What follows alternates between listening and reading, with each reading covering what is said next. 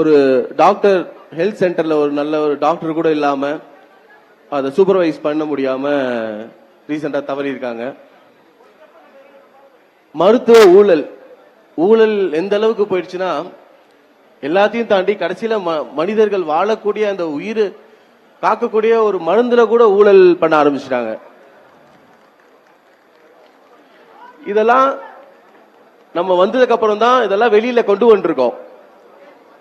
இங்க இருக்கிற ஆளுங்கட்சியும் சரி, இங்க இருக்கிற எதிர்கட்சியும் சரி, எல்லாருமே ஒரு சிண்டிகேட் போட்டு யாரையுமே கேள்வி கேட்கறது இல்லை.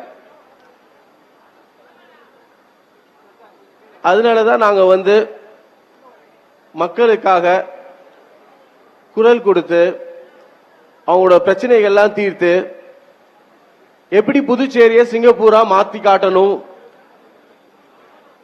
டென்மார்க் மாதிரி எப்படி கரப்ஷன் ஃப்ரீயா காட்டணும், அயர்லாந்து மாதிரி எப்படி ஹாப்பினஸ் இண்டெக்ஸ் நம்பர் 1 வரணுமோ அந்த மாதிரி வரணும், பூட்டான் கார்பன் நெகட்டிவ்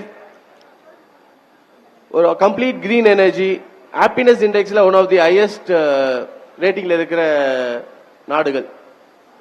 நான் இப்ப ஐநா சபையில பேசும்போது கூட சொன்னேன், நான் இங்க லோக்கல் அரசியல் செய்யறதுக்கு வரல, நம்ம புதுச்சேரிய உலக மேப்ல நம்பர் 1 சிட்டியா காட்டணும்.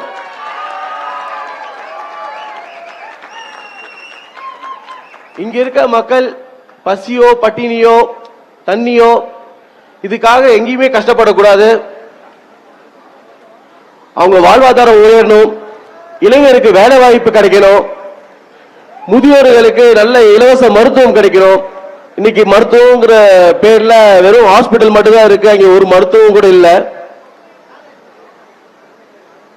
காலேஜ் ஸ்டூடெண்ட்ஸ் பெண்கள் மேல பாலியல் வன்கொடுமை, இதை கேட்க போனா அவங்கள அடிக்கிறாங்க உதைக்கிறாங்க. கிரிக்கெட்ல புதுச்சேரி சம்பந்தப்பட்டவங்க யாருமே அந்த டீம்ல சேர்க்காம வெளிமாநில இருந்து சேர்த்து அவங்களுக்கு முன்னுரிமை கொடுத்துட்டு பண்றாங்க. ஒரு தனியார் பிசிசிஐல இருந்து எடுத்து அவர் தனியார் ஒருத்தர் பண்ற மாதிரி இருக்கு.